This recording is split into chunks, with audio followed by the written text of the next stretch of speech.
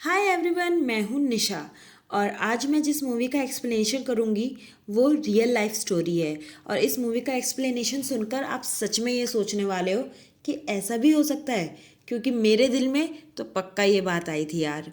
और अगर आप चाहते हो कि मैं ऐसे ही अच्छी अच्छी मूवी का आपको एक्सप्लेनेशन देती रहूं और आप सबको ऐसे अलग मूवी का एक्सप्लेनेशन देखना पसंद है तो मेरे चैनल को सब्सक्राइब तो ज़रूर करिएगा। तो चलिए अब स्टार्ट करते हैं। मूवी की स्टार्टिंग में दिखाते हैं कि एक लड़की की तबीयत बहुत ज़्यादा ख़राब है और उसे हॉस्पिटल ले जाया जा रहा है। उस लड़की की कंडीशन बहुत ही ज़्यादा ख़राब है। उसे हॉस्पिटल में एडमिट कराया हुआ है। अब देखते हैं आगे क्या होने वाला है। तभी स्टोरी 20 साल पहले जाती है, जहाँ पर दिखाया जा रहा है कि एक फैमिली साथ में बैठकर डिनर कर रही है, जिसमें 2 बहनें हैं, मॉम है, डैड है। सब हैप्पी लग रहे हैं। जो छोटी बेटी है जिसका नाम सैरा है, वो अपने फ्रेंड्स के साथ पार्टी में जाना चाहती है, पर उसके पापा उसे मना कर देते हैं। वो अपनी मॉम से कहती है कि आपने तो मुझे परमिशन दे दी थी जाने की, पर उसकी मॉम भी कहती है कि तुम्हें अपने डैड की बात माननी चाहिए और नहीं जाना चाहिए। उस रात उसके फादर के मना करने के बावजूद सैरा छुप छुपा कर पार्टी में चली जाती है। जब उसकी मॉम उसे कमरे में नहीं देखती तो वो बहुत टेंस हो जाती है। वहीं जब उसके पापा को पता चलता है कि सैरा कमरे में नहीं है तो वो तो गुस्से में आग बबूला हो जाते हैं। अगले दिन जब सुबह सैरा पार्टी से घर आती है तो उसके पापा यानी डॉन उसे उसके बॉयफ्रेंड क्रिस के साथ देख लेते हैं, जिसे देखकर डॉन को बहुत गुस्सा आता है और इसी वजह से सैरा और डॉन के बीच में बहस हो जाती है। उस दिन सैरा अपनी मॉम और अपनी बहन को बताती है कि जब वो 18 ईयर्स की हो जाएगी तो वो ये घर छोड़ के चली जाएगी। वो फ्लोरिडा में जॉब शुरू करेगी और धीरे धीरे करके पूरी दुनिया घूमेगी। उसके कुछ सपने थे जो वो पूरा करना चाहती थी, पर ये सारी बातें डॉन सुन लेता है और उसे इस बात पे फिर से बहुत गुस्सा आता है। वो एक प्लान बनाता है और जिस प्लान को पूरा करने के लिए वो 3 मंथ्स का टाइम लेता है। 3 मंथ्स में वो अपनी सारी तैयारी कर लेता है जो भी उसको अपने प्लान को पूरा करने के लिए चाहिए। स्टोरी 3 मंथ्स आगे बढ़ती है, जिसमें दिखाते हैं कि सैरा की सिस्टर एमी अब अपनी जॉब के लिए वापस जा चुकी है और सैरा की मॉम ग्रोसरी स्टोर जा रही होती है। अब सैरा और डॉन घर में अकेले होते हैं।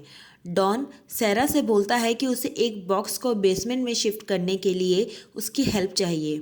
सैरा मान जाती है और उस बॉक्स को उठाकर दोनों बेसमेंट में चले जाते हैं। बेसमेंट में जाने के बाद डॉन सैरा को बातों में लगा देता है और उसे वहीं बंद कर देता है। वो बेसमेंट साउंड प्रूफ होता है। डॉन ने 3 महीने में उस बेसमेंट को साउंड प्रूफ कर दिया था। वहाँ लाइटिंग की फैसिलिटीज़ दी थी और वेंटिलेटर के लिए एग्जॉस्ट फैन भी लगा दिया था। उसने डोर पे एक पासवर्ड सेट करा था जो वो हर दिन चेंज करता रहता था। वो सैरा को बंद करने के बाद वहाँ से जाने लगता है। सैरा बहुत हेल्प के लिए चिल्लाती है पर वो नहीं रुकता। इवन एक छोटे से वेंटिलेटर से जहाँ से सैरा की थोड़ी बहुत चिल्लाने की आवाज़ आ भी रही होती है वो उसे भी ढक देता है। सैरा पासवर्ड ट्राई करने की कोशिश करती है। 3 बार पासवर्ड ट्राई करने के बाद लाइट अपने आप ऑफ हो जाती है और एग्जॉस्ट भी बंद हो जाता है। इसी तरह सैरा वहाँ फंस के रह जाती है। 3 दिन बाद 4th डे पे डॉन फिर से बेसमेंट में आता है। इस बार सैरा पूरी जान लगा के डॉन को धक्का देती है और भागने की कोशिश करती है, पर उसकी ये कोशिश नाकाम हो जाती है। डॉन उसे बालों से घसीटते हुए वापस उसी बेसमेंट में ले आता है। डॉन उसे बोलता है कि सैरा को उसकी सारी बातें माननी पड़ेगी और जब सैरा ऐसा नहीं करती, वह उसकी बातें नहीं मानती, तो डॉन सैरा का यानी अपनी बेटी का रेप कर देता है, उसे सेक्सुअली हैरेस करता है, जिसके बाद सैरा की तबीयत बहुत ख़राब हो जाती है। उसे बहुत वॉमिटिंग होती है। जब डॉन सैरा को सेक्सुअली हैरेस करने के बाद वापस घर में जाता है तो वो देखता है कि वहाँ पे पुलिस है। उसकी वाइफ और बड़ी बेटी ने वहाँ पुलिस को बुलाया है। डॉन पुलिस को बताता है कि सैरा हमेशा से घर से भागना चाहती थी, इसलिए वो इस बार भी अपनी मर्जी से ही गई है और जब उसकी मर्जी होगी वो लौट आएगी। बेसमेंट में बंद 7 दिन बीत जाते हैं। सैरा वहाँ पे सिर्फ एक ही चीज़ को याद कर रही होती है, एक ही मोमेंट को याद कर रही होती है। वो मोमेंट होता है जो उसने अपने बॉयफ्रेंड क्रिस के साथ स्पेंड किया है। इसी बीच में एक दिन क्रिस सैरा के घर आता है और डॉन से सैरा के बारे में पूछता है, पर डॉन उसे बोलता है कि सैरा अपने बचपन के दोस्त स्टीव के साथ भाग गई है और अब वो कभी वापस नहीं आएगी। ये सुनकर क्रिस शॉक में आ जाता है क्योंकि सैरा ने कभी भी उसे स्टीव के बारे में कुछ नहीं बताया होता। 21 दिन के बाद डॉन वापस से बेसमेंट में आता है और सैरा से मिलता है। उस दिन सैरा का बर्थडे होता है। वो उसके लिए एक केक लेके जाता है और गिफ्ट में उसे एक लॉन्जरे देता है और सैरा को वो लॉन्जरे पहनने को कहता है। और जब सैरा वो लॉन्जरे पहन के आती है, वो फिर से उसे सेक्सुअली हैरेस करता है। 38th डे में सैरा फिर से भागने का ट्राई करती है। वो एक टिन कैन से एक हथियार बनाती है और जब डॉन बेसमेंट में आता है तो सैरा उसके सामने वही लॉन्जरी पहन के खड़ी हो जाती है और उसे सेक्सुअली अपनी तरफ अट्रैक्ट करने की कोशिश करती है। पर डॉन बहुत चालाक होता है, वो सब समझ जाता है और उस दिन भी सैरा को बहुत मारता है। इसी तरह 1 साल बीत जाता है। 1 साल में अब सैरा प्रेग्नेंट है, वो भी 9 मंथ। वो सारा काम अपने आप करती है और इवन वो अपनी डिलीवरी भी खुद ही करती है। वो एक छोटी सी बेटी को जन्म देती है जिसका नाम वो मैरी रखती है। 4 साल बीत जाते हैं। आज भी सैरा उसी बेसमेंट में होती है और अब वो दोबारा प्रेग्नेंट होती है। डॉन को एक प्रमोशन मिलता है जिसकी वजह से उसे सैलरी में भी हाइक मिलती है। तो उसकी वाइफ सोचती है कि क्यों ना अब हम एक प्राइवेट इन्वेस्टिगेटर हायर कर लें जो सैरा को ढूंढ निकाले। पर डॉन ऐसा कैसे होने दे सकता था। डॉन साफ मना कर देता है। डॉन मैरी और सैरा को एक टीवी भी गिफ्ट करता है जिसे देख के वो दोनों बहुत खुश हो जाते हैं क्योंकि सैरा के लिए तो टीवी जैसे सोना था जो उसने इतने सालों में अब देखा था। 7 साल बाद एक बार मैरी की तबीयत बहुत ख़राब हो जाती है। उसे अस्थमा होता है, उसे अस्थमैटिक अटैक आता है। डॉन उसे एक एडल्ट की मेडिसिन ला के दे देता है। जब सैरा उसे बोलती है कि उसे इस मेडिसिन की ज़रूरत नहीं है बल्कि एक डॉक्टर की ज़रूरत है, तो डॉन उसे साफ साफ मना कर देता है। उसका बेटा जिसका नाम उसने माइकल रखा होता है वो बहुत डर जाता है। कहते हैं ना, जो होना होता है उसे कोई नहीं टाल सकता। इसी तरह एक दिन गलती से एमी और क्रिस मिल जाते हैं। क्रिस एमी को बताता है कि डॉन ने उसे सारा के बारे में क्या क्या बताया था। ये सुनकर एमी शॉक हो जाती है और अपने मॉम को सब बताती है। उसकी मॉम डॉन से क्वेश्चन करती है पर वो कुछ नहीं कहता। तभी गलती से बेसमेंट की चाबी एमी के हाथ लग जाती है। वो बेसमेंट में जाती है। उसी टाइम सैरा अपने 3rd बेबी को डिलीवर कर रही होती है पर एमी को कुछ पता नहीं चलता क्योंकि सैरा एक साउंड प्रूफ बेसमेंट में थी, इसलिए एमी के हाथों कोई सुराग नहीं लगता। तभी वहाँ अचानक डॉन आ जाता है और एमी को डांट के बाहर भेज देता है। जब डॉन सैरा से मिलता है तो वो अपने 3rd बेबी को डिलीवर कर चुकी होती है।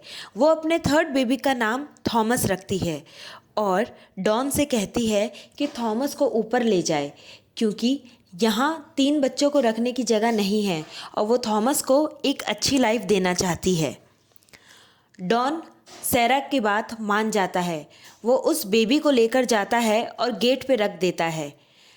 बेबी की रोने की आवाज़ सुनकर सैरा की मॉम गेट खोलती है तो देखती है वहाँ एक छोटा सा बेबी बास्केट में है और उसके पास एक नोट होता है जिसमें ये लिखा होता है कि ये सैरा का बेबी है बट अभी उसकी फ़ाइनेंशियल कंडीशन ठीक नहीं है, इसीलिए वो उस बेबी को पाल नहीं सकती, तो वो उस बेबी को अपनी माँ को सौंप के जा रही है। ये देखकर सैरा की मॉम बहुत इमोशनल हो जाती है और बेबी को अंदर लेके चली जाती है।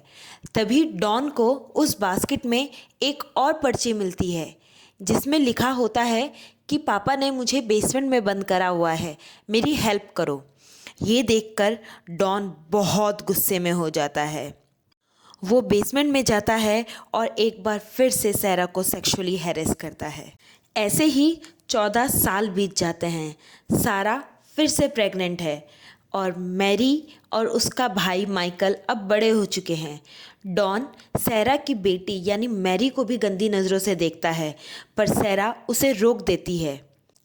कुछ इसी तरह 17 साल भी बीत जाते हैं। एक रात बारिश हो रही होती है और बेसमेंट में पानी टपक रहा होता है। सैरा सोचती है कि वो छत को कुरेद कुरेद के वहाँ से किसी को सिग्नल कर सकती है ताकि कोई उसकी आके हेल्प करे। वो पूरी रात जागकर उस छत को कुरेदती है और एक टॉर्च की लाइट से सिग्नल करती है। एक आदमी उस सिग्नल को देखता भी है, पर वो जाके डॉन को बता देता है कि आपकी बेसमेंट से कुछ लाइट आ रही है, शायद वहाँ कोई फंसा हुआ है। डॉन ये सब सुनकर और गुस्से में भर जाता है। उसे लगता है कि सैरा उसकी बात नहीं मान रही है, वो अभी भी हार नहीं मान रही है। डॉन गुस्से में नीचे जाता है और सैरा को मारने लगता है। वो इस कदर उसे मारता है कि सैरा का बेबी अबॉर्ट हो जाता है, उसका मिसकैरेज हो जाता है। सैरा अकेले उस मिसकैरेज बेबी को, उस डेड बेबी को डिलीवर करती है। हाँ, डॉन उस बेबी को ऐसे उठाता है जैसे वो कोई खिलौना हो और उसे दफना देता है। 18 साल बाद एक दिन मैरी डॉन से बोलती है कि वो बाहर जाना चाहती है, बाहर की लाइफ देखना चाहती है, पर डॉन सारा ब्लेम सैरा पे डाल देता है और कहता है अगर तुम्हारी माँ चाहे तो तुम बाहर जा सकती हो, पर तुम्हारी माँ ऐसा नहीं चाहती, वो तुम्हें यहीं बंद करके रखना चाहती है, इसीलिए वो मेरी कोई बात नहीं मानती। ये सुनकर मैरी और माइकल को बहुत गुस्सा आता है। वो सैरा से लड़ने लगते हैं और उसे कहते हैं कि सिर्फ उसी की वजह से वो कभी बाहर नहीं जा पाएंगे। ये सब सुनकर सैरा को बहुत गुस्सा आ जाता है और वो सारी चीज़ें तोड़ने फोड़ने लगती है। पर कुछ टाइम बाद मैरी और माइकल को अपनी गलती रियलाइज़ हो जाती है। वो सैरा से माफ़ी मांगते हैं। सैरा तब सोचती है कि अब उसके बच्चे बड़े हो चुके हैं, अब उसे उन्हें सब सच बता देना चाहिए। सैरा सारी सच्चाई बच्चों के सामने रख देती है और उन्हें बताती है कि किस तरह डॉन ने आज तक सैरा को बंदी बना के रखा हुआ है। इन सब चीज़ों से घबरा के मैरी को एक बार फिर अस्थमा का अटैक आ जाता है, पर सैरा उसे किसी तरह कंट्रोल कर लेती है। 19वें साल में डॉन की जॉब चली जाती है और अब उसकी वाइफ भी पैसों को लेके उससे लड़ने लगती है और हालत तो तब ज़्यादा बिगड़ जाती है जब डॉन के पास एक लीगल नोटिस आता है जिसमें ये लिखा होता है कि उसे अब घर खाली करना पड़ेगा। इन सब चीज़ों से परेशान होके डॉन ये फैसला करता है कि वो सैरा और उसके बच्चों को मार डालेगा। कार के इंजन के धुएं को एक पाइप के थ्रू बेसमेंट में डाल रहा होता है ताकि सब दम घुटने से मर जाएं, पर तभी वहाँ थॉमस आ जाता है और उसका प्लान फेल हो जाता है। 20 साल बाद एक दिन मैरी की तबीयत बहुत ख़राब होती है। डॉन जब नीचे जाता है तो सैरा उसे हॉस्पिटल ले जाने को कहती है, पर डॉन साफ साफ मना कर देता है। पर सैरा के बहुत रिक्वेस्ट करने के बाद डॉन मान जाता है, पर वो कहता है कि माइकल यहीं रहेगा और यहीं सड़ सड़ के मर जाएगा। वो सैरा से बोलता है कि वो किसी से कुछ नहीं बोलेगी। सैरा अपनी बेटे की जान बचाने के लिए मान जाती है। बेसमेंट से बाहर आके सैरा बहुत अच्छा फील करती है, पर मैरी की कंडीशन बहुत ख़राब होती है और इस वजह से वो बहुत ज़्यादा घबराई होती है। हॉस्पिटल पहुंच के सैरा किसी तरह एक नर्स को बताती है कि उसे हेल्प की ज़रूरत है। वहीं पे एक पुलिस ऑफिसर भी होता है जो सारी बात समझ जाता है और तुरंत डॉन को अरेस्ट कर लेता है। सैरा के बोलने पर पुलिस जब बेसमेंट की तलाशी लेती है तो उन्हें वहाँ से माइकल भी मिल जाता है। माइकल जो ज़िंदगी और मौत के बीच झूल रहा होता है। पर अब सैरा और उसकी फैमिली फ्री हो चुके थे। अब सैरा अपनी मॉम और अपनी बहन के साथ रहती है। उसके बच्चे खुले में खेल सकते हैं, सांस ले सकते हैं। तभी क्रिस भी वहाँ आ जाता है, जिसने अभी तक शादी नहीं करी होती। ये देखकर सैरा खुश हो जाती है और सैरा और क्रिस दोनों बाइक राइड पे चले जाते हैं।